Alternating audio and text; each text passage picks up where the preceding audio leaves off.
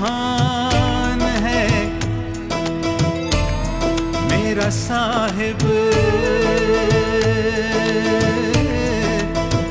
जग में महान है।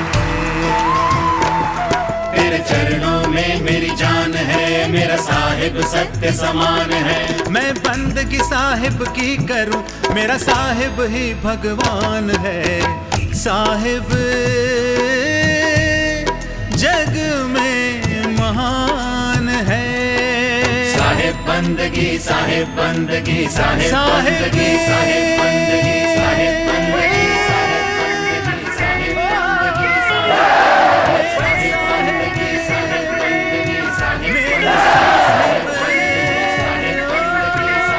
बंदगी, साहिब मेरा साहिब।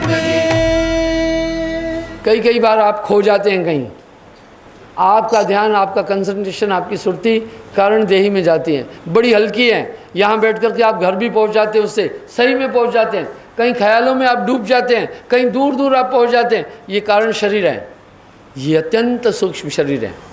इस शरीर के द्वारा आदमी किसी के पास भी पहुँच सकता है। कभी कभी आप, इसका प्रमाण देता हूँ, कभी कभी आपको ऐसा लगता है कोई आदमी आपके पास आने वाला है, आपको ख्याल आ जाता है, थोड़ी देर में वो आदमी पहुँच जाता है, तो आप कहते हैं हाँ इसके लिए तो अभी भी मैं सोच रहा था, ये आदमी यहाँ कैसे आ गया। चौथा है महाकारण शरीर, ये बड़ा दुर्लभ है। इसको दिव्य दृष्टि खुलना भी कहते हैं। इससे आदमी बैठकर लोक लोकांतर नजदीक से देख सकता है। इसी महाकारण शरीर का ज्ञान व्यास जी को था और उन्होंने संजय को यही महाकारण देही दी। संजय महाकारण शरीर को प्राप्त करके कुरुक्षेत्र का पूरा हाल धृतराष्ट्र को बता रहा था। ये आपके पास भी दृष्टि है। कभी कभी कहते हैं अंतर्दृष्टि खुल गई, सिस्टम पूरे हैं। एक मोबाइल सेट में आप देखो बड़े सिस्टम है, काफ़ी सिस्टम है। जिसको ऑपरेट करना नहीं आता है वो उसका कोई भी सिस्टम का इस्तेमाल नहीं कर पाता है। BSNL वालों ने तो आजकल PNR सिस्टम भी दिया है कि आपकी सीट बुक है या नहीं है वो भी, और आजकल इंटरनेट भी कनेक्टेड किया गया है। इसमें वीडियो सिस्टम भी दे दिया है, ऑडियो सिस्टम भी दे दिया है, कई सिस्टम्स है। अगर आपको फंक्शन करना नहीं आता है तो आप उससे कोई भी लाभ नहीं ले पाएंगे। इस तरह इस देही के अंदर बड़े सिस्टम हैं, अति दुर्लभ है, काफ़ी इनोसेंट। नारायणी देही, इस तन को ऐसे ही नहीं कहा गया, नर नारायण का रूप है कहा, यानी असीम शक्तियों का भंडार है। तभी तो साहिब जी अपनी वाणी में एक शब्द में कह रहे हैं, सबकी गठरी लाल है कोई नहीं कंगाल। इस महाकारण शरीर का जिक्र भी शास्त्रों में आता है। योगी लोग महाकारण शरीर को प्राप्त करते हैं, सिद्ध लोग इस शरीर को प्राप्त कर लेते हैं। इस शरीर के द्वारा सिद्ध पुरुष काफ़ी काम कर लेते हैं, इससे बहुत दूर तक भी देख लेते हैं। तभी तो लोग जाकर महात्माओं को एक बात कहते हैं कि महाराज ये काम करने जा रहा हूँ, बताओ इसका कैसा रहेगा। आखिर हम सब क्यों जा रहे हैं उनसे ये पूछने के लिए कि महाराज ये काम करने जा रहे हैं कैसा रहेगा। एक धारणा है हम सब के अंदर कि ये कहीं दूर देखने की क्षमता रखते हैं, क्योंकि वो महाकारण शरीर फ्यूचर, भूत, भविष्य, वर्तमान तीनों का ज्ञान रखता है। ये शरीर आपके पास है। जीव को ब्रह्म रूप कहा, अहम ब्रह्मस्मि कहा। छोटी क्षमताएं आपके पास नहीं है, आपके पास दिव्य शक्तियों का विशाल भंडार भरा पड़ा है। कस्तूरी कुंडल बसे मृग खोजे बनमाए, ऐसे घट घट साइयाँ मूर्ख जानत ना है। तो बंधुओं, इस महाकारण शरीर में जब भी आपका ये कॉन्शियस प्रवेश लेता है वो बहुत बड़े कमाल के खेल खेलने लग जाता है। तो मैं जब योगियों से पूछता हूँ महाकारण शरीर की प्राप्ति कैसे करते हो, नहीं बता पाते। मैं उनसे पूछता हूँ वे क्या है, थीम क्या है, उसमें कैसे चले जाते हो, बोल नहीं पाते। तो शंका सी हो जाती है कि इनके पास में यथार्थ में बात तो उस महाकारण शरीर की कर रहे हैं, लेकिन इनके पास में महाकारण शरीर को प्राप्त करने के सूत्र मालूम नहीं है, कतई उनको सूत्र मालूम नहीं है। तो बंधुओं, ये महाकारण शरीर बड़ा दिव्य शरीर है। इस शरीर के द्वारा साधक अत्यंत दिव्य शक्तियों को प्राप्त कर लेता है। इसके लिए थीम्स बनी हुई है। मैंने आपको कई बार पंच मुद्राओं पर बातचीत की है। छाछरी, भूचरी, उन्मुनी, अगोचरी, उन्मुनी और खेचरी, ये मुद्राएं हैं जिनके द्वारा इन खट देहियों का मनुष्य अवलोकन करता है, आंतरिक जगत का भ्रमण करता रहता है। जब ये आंतरिक संसार में जाता है, संसार का रोमांच खत्म होने लग जाता है। आप देखो, किसी को अमेरिका जाना है घूमने तो उसमें दिल होता है भाई घूम कर देख लें, हालांकि वो तो इसी धरती पर है, लेकिन जो आंतरिक ब्रह्मांड है अपने आप में अजूबे आनंद, अजूबे रहस्य लिए हुए हैं। तो साधक जैसे अंतर्मुखी हो जाता है, उसके बाद में फिर इस संसार का रोमांच, अट्रैक्शन कम हो जाता है, जगत नीरस लगने जाता है। जिसने कंद खा लिया उसको फिर गन्ना मीठा नहीं लगता है, क्योंकि उसने एक महान मिठास से अपना परिचय कर लिया है। इस प्रकार से जब जीव अंतर्मुखी हो जाता है, आंतरिक आनंदों की अनुभूति करता है, स्वाभाविक शरीर आनंद, इंद्रिय आनंद, वो उस आनंदों के आगे कम है। ब्रह्म पद को प्राप्ति जब करता है मनुष्य ब्रह्मलोक में, तो सहस्त्रारति आनंद की प्राप्ति होती है। सेक्स से 1000 गुना ज़्यादा आनंद वहाँ मिलता है। संसार के अंदर सबसे बड़ा आनंद कहा गया संभोग आनंद को, संसार का, भौतिक संसार का सबसे बड़ा आनंद बोला गया है, लेकिन जो ब्रह्मानंद है वो संभोग रति आनंद से 1000 गुना ज़्यादा है। इसलिए वो मनुष्य फिर संसार के पदार्थों से कतई आनंद नहीं ढूंढ करके ब्रह्मनिष्ठ हो जाता है, ब्रह्मवेता भूषणी मुद्रा में जा करके। तो ये सभी चीज़ें धीरे धीरे धीरे धीरे लोप होती जा रही हैं, ये कम होती जा रही है। ऐसा नहीं है कि ये खत्म हो गई है, नहीं नहीं नहीं नहीं, किसी भी चीज़ का समग्र विनाश संसार में नहीं होता है। प्रकृति का नियम है, कुछ न कुछ अंश रह जाता है। भाई झूठ का भी अंश रह जाता है। आप ये मत सोचना कि सतयुग में झूठ नहीं था, उस युग में भी था, अत्याचार नहीं था, ऐसा मत करना, उस युग में भी था, अन्य युगों में भी हम देखते हैं ये सब चीज़ें समांतर थोड़ी थोड़ी चलती है। तो बंधुओं, ये महाकारण देही बड़ी निराली देही है, बड़ी अनूठी देही है। इस शरीर में बैठ करके साधक बड़ी दिव्य शक्तियाँ प्राप्त करता है, लेकिन उसको एक घमंड आ जाता है। उसको ये घमंड आ जाता है कि मैं ब्रह्मांड का ज्ञाता हूँ, बाकी लोगों को पता नहीं है। वो बाकी लोगों में हीन भावना भी देखने लगता है। इसलिए आमतौर पर जब वो जो आंतरिक योग करने वाले लोग हैं, उनमें एक धारणा भी आ जाती है, हम सुपीरियर हैं, बाकी इन्फीरियर मानने लग जाते हैं बाकी को। मेरे विचार से ये ना आए।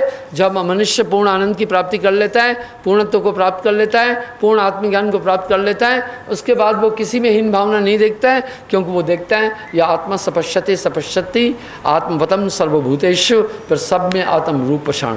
इस तरह महाज्ञान, महाकारण देही की प्राप्ति करने वाला आदमी साधारण नहीं होता है, बड़े अलौकिक खेल दिखाता है। वो अंतर्ध्यान होने की कला भी आ जाती है उसको। यहाँ बैठ कर के कहीं दूर जा कर के घटनाओं को, इवेंट्स को देख करके भी आके बता सकता है, फ्यूचर में होने वाली घटनाएं भी बताता है। कहीं नास्ट्रोडेमिस और बुलबर्ग आदि जो भविष्यवाणियाँ की है, फ्रांसीसी लोगों ने बड़ी भविष्यवाणियाँ की है, तो वो कहीं इस महाकारण देही को प्राप्त कर लेते हैं। कभी कभी ऐसे एटमॉस्फियर, ऐसे वातावरण में भी साधक पहुंच जाता है जहाँ उसको एक ऐसी अनुभूतियाँ होती हैं। आप देखें, स्थानों का भी बड़ा असर पड़ता है। कुछ ऐसी जगह हैं जहाँ बैठ कर के आपका कंसंट्रेशन अच्छा लगता है, कुछ ऐसी जगह हैं जहाँ बैठ कर आप शांति से अनुभव करते हैं, कुछ ऐसी जगह हैं जहाँ आपका दिल नहीं लगता है, जहाँ आप घुटन, जहाँ आप पीड़ा, जहाँ आप एक समस्या को अनुभव करते हैं। इसी प्रकार से महाकारण देही की प्राप्ति के बाद साधक संसार के किसी भी कोने में जाने में सक्षम हो जाता है, कहीं की भी इवेंट देख लेता है, कहीं गुप्त कहीं प्रकट होवे, गोकुल मथुरा काशी। ये महाकारण देही कोई मामूली नहीं है। इस देह में बैठ करके योगेश्वर लोग बड़ी दिव्य चीज़ों को देखते हैं, और वो वहाँ बैठ करके पूरे भविष्य को देखते हैं, और जब भी चाहे शरीर से निकलने की कला भी आ जाती है, वो इसमें परिपक्व हो जाते हैं। तो ये साधारण नहीं है। ये महाकारण देही का उल्लेख साहब ने अपनी वाणियों में किया है। इसमें साधक अत्यंत सूक्ष्म शरीर में बैठ करके सभी रचनाओं को देखता है, पर ये इसमें ब्रह्मपद से आगे नहीं जा सकता है। जैसे भाई हेलीकॉप्टर हैं, उड़ता तो है, हेलीकॉप्टर में उड़ करके हम एक क्षेत्र, एक सीमा है, उतनी हाइट तक जा सकते हैं। अगर हम सोचें कि अंतरिक्ष में प्रवेश कर लें हेलीकॉप्टर से, तो हेलीकॉप्टर की इतनी कुव्वत नहीं है। जैसे इंसान चेतन अवस्था में एक परिधि तक सोच सकता है, एक सीमा तक सोच सकता है, जैसे हम इन आँखों से एक सीमा तक देख सकते हैं, बस इसी तरह से महाकारण देही में साधक ब्रह्म आदि लोकों तक का आवरण कर लेता है, वो देख लेता है, उसको वो अनुभूतियाँ हो जाती हैं और उसके बाद वो दूसरों को समझाने का प्रयास करता है। वर्तमान में नाना मतांतर हैं, कुछ उन थीम्स पर, उन थ्योरीज पर चल रहे हैं, पर काफ़ी लोग हैं जो यथार्थ में भ्रमण नहीं किए हैं, किताबी ज्ञान के तौर पर उन सभी चीज़ों को बोल रहे हैं। अब ज्ञानदेही पांचवा शरीर बड़ा विराट शरीर है, बड़ा अनूठा शरीर है। उस अवस्था में मन बुद्धि चित्त अहंकार अत्यंत गौण हो जाते हैं। जब साधक इस ज्ञानदेही को प्राप्त करता है तो वो वहाँ कहता है अहम ब्रह्मस्मि, और ब्रह्म स्वरूप हो जाता है। व्यक्ति के पास इतनी ताकत आ जाती है एक सृष्टि को भी बनाने की। इतिहास और धर्मशास्त्र इसके साक्षी हैं कि धरती पर रहने वाले मानवों के पास इतनी बड़ी बड़ी शक्तियाँ आई है कि उनसे देवलोक भी भयभीत हो गया है। मनुष्य के पास कोई साधारण शक्तियाँ नहीं हैं, इसलिए ज्ञानदेही बड़ी निराली है। ज्ञानदेही में मनुष्य के पास महासिद्धियाँ, कल्प आदि सिद्धियाँ, परम सिद्धियाँ आ जाती हैं। जब वो चाहता है तो कोई भी चीज़ कर लेता है, ब्रह्मांड की पूरी रचना को यानी डाइवर्ट कर सकता है, मौसम को भी बदल सकता है। वो चाहे बरसात नहीं हुई तो बरसात को भी कर सकता है। प्रकृति की यानी छोटी सिद्धियाँ नहीं होती हैं, उसके पास परम सिद्धियाँ आ जाती हैं और ऐसा लगता है कि इस पूरे ब्रह्मांड की संरचना मैं कर सकता हूँ। और इन अवस्थाओं को वशिष्ठ आदि है, ऐसी अवस्थाओं को प्राप्त हुए। और बाकी ज्ञानियों को देखिए, राम जी ने वशिष्ठ मुनि से ऐसे ही दीक्षा नहीं ली थी, उनके पास कुछ तत्व के विशिष्ट ज्ञान आ गए थे। आप देख रहे हैं देवता लोग भी आकर मानव से दीक्षा लिए हैं।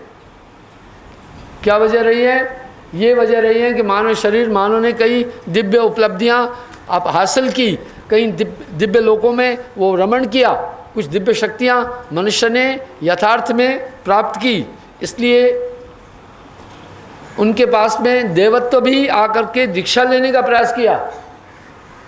आप सोचें, विष्णु जी का अवतार है कृष्ण जी, और दुर्वासा ऋषि से उन्होंने दीक्षा ली। रामावतार भी, राम जी भी विष्णु के अवतार माने जा रहे हैं और उन्होंने भी आकर वशिष्ठ मुनि से दीक्षा ली। इससे प्रमाण होता है कि मानव की दिव्य शक्तियाँ बड़ी अनूठी हैं। मानव के पास भाई गुरु बनाना कोई मामूली बात नहीं है। राम कृष्ण से को बड़ा तिन भी तो गुरु कीन, तीन लोक के नायका गुरु आगे अधीन।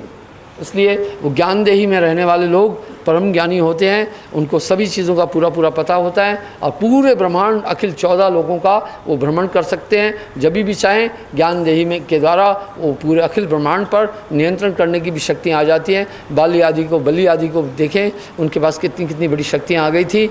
और बाकी भी और ऋषि मुनियों में जब हम देखते हैं तो उन्होंने योग से, पंच मुद्राओं से कुछ शक्तियाँ प्राप्त की थी। छठा है महाकारण शरीर। अगोचरी मुद्रा द्वारा भी महाकारण शरीर की प्राप्ति होती है। उसमें साधक बैठ करके महाशून्य 21 लोकों तक का भ्रमण करने में सक्षम हो जाता है। कालांतर में 6 योगेश्वर हुए जो महाकारण शरीर की प्राप्ति किए। ये अपना विज्ञानदेही, वो विज्ञानदेही की प्राप्ति की है। छठा विज्ञानदेही है। विज्ञानदेही बड़ी निराली है, न आगा न पीछा, न हल्का न गरुआ, न भारी न अन्य चीज़ें। ये एक अनूठा शरीर है। इस शरीर में बैठ करके ये महायोगेश्वर इस शरीर की प्राप्ति करते हैं। ये बहुत निराला शरीर है। इस संतों ने भी इस शरीर का उल्लेख किया है। ये अद्भुत शरीर है, 6 शरीर हैं, पर इनके द्वारा हम महाकारण देही तक की प्राप्ति कर लेते हैं।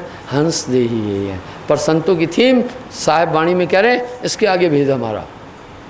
जानेगा कोई जाननहारा, कहे कबीर जानेगा वाही, जिस पर कृपा सद्गुरु की हुई। फिर साहब ने अपनी वाणी में उन 6 शरीरों से आगे, साहब वाणी में साहब कह रहे हैं इसके आगे भेद हमारा। जानेगा कोई जाननहारा, कहे कबीर जानेगा वही, जिस पर कृपा सद्गुरु की हुई। अर्थात साहब ने जिस शरीर की बात की है, योगेश्वरता को नहीं पाए, खोजत खोजत जन्म सरावे। हमारे ऋषि मुनि, हमारे पूर्वजों ने इन 6 शरीरों तक का शोध और अध्ययन किया और पंच मुद्राओं तक का आयाम उन्होंने संसार के पास दिया। साहब ने विहंगम चाल की बात की है और उससे परे एक हंस देही की बात की है। चल हंसा सतलोक छोड़ो ये संसारा आदि, ये सब कोरी कल्पनाएं नहीं है, इसके पीछे पृष्ठभूमियाँ हैं। इसलिए बंधुओं, ये बातें मैं अहंकारवश नहीं कह रहा हूँ। मैं नाना मत मतांतर के लोगों से जब आंतरिक यात्राओं की बात पूछता हूँ, भाई तुम अंदर की दुनिया की बात कर रहे हो, मैं तुमसे पूछना चाहता हूँ अंदर की दुनिया में कैसे जाते हो। तो कुछ लोग तो कैसे कह देते हैं, कहते हैं गुप्त है, गुरु के अलावा बात नहीं करनी है। मैं कहता हूँ ये कैसी व्यवस्था है? हम तो सब बातें खुली बोल रहे हैं ना। सच ये है कि उनके पास में यथार्थ में आंतरिक ब्रह्मांड में जाने के सूत्र ठीक नहीं है। पढ़ी रटन विद्या के द्वारा वो अपनी बात कर रहे हैं और एक आड़ ले रहे हैं कि गुरु ने कहा है कि बताना नहीं। यथार्थ में ये है कि वो उस थीम पर नहीं चल रहा है, उस थ्योरी पर चल नहीं रहा है और आंतरिक अनुभव नहीं है। एक पुस्तक का अध्ययन करके वो केवल अहंकारवश वाद विवाद कर रहा है। वह साहब ने बहुत जोरदार यहाँ व्यंग किया है, तेरा मेरा मनवा कसी कोई, मैं कहता आंखन की देखी, तू कहता कागज़ की लेखी, मैं कहता हूँ जागत रहिए, तू रहता है सोई रे, मैं कहता सुरझान हारी, तू रहता उलझाई रे, तेरा मेरा मनवा कसी कोई रे। 26 में बड़े बड़े लोग आते हैं मेरे पास, गोष्ठियाँ करते हैं, कहते हैं आप पंच मुद्राओं की बात कर रहे हैं, 11वें दरवाजे की बात कर रहे हैं, फला। उनमें जिज्ञासा भी होती है पर अपना अहंकार नहीं छोड़ना चाहते हैं।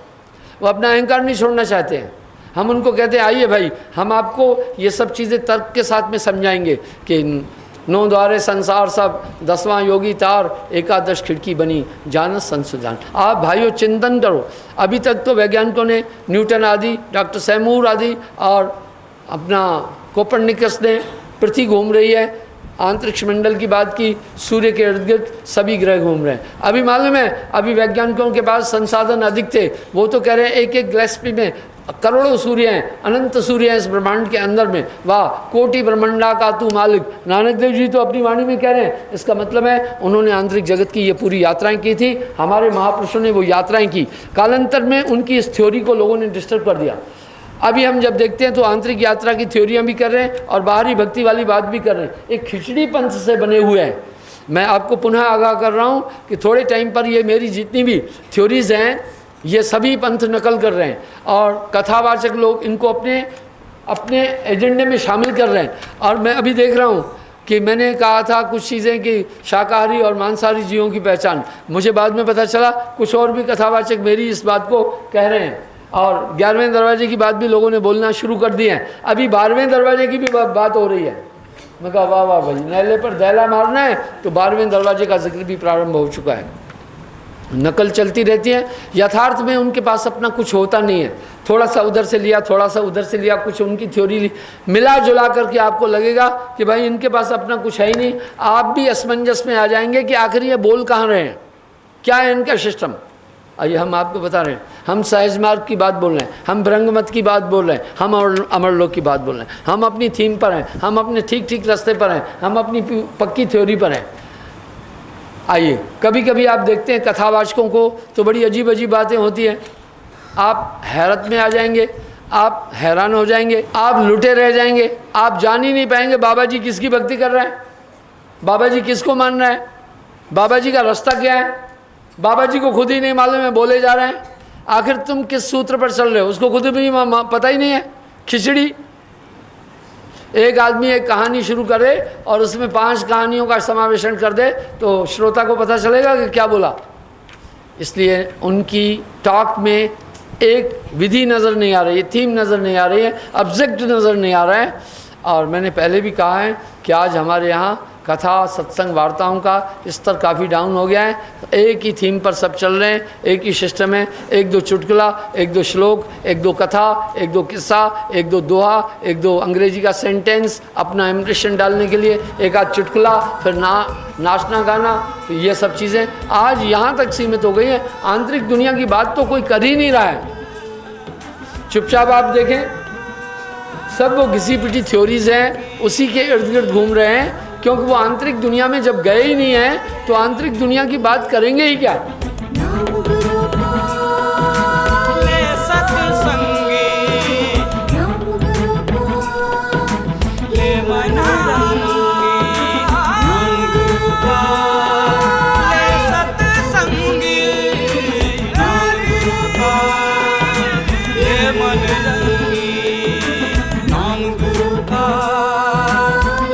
सत्संगी नाम गुरु का ले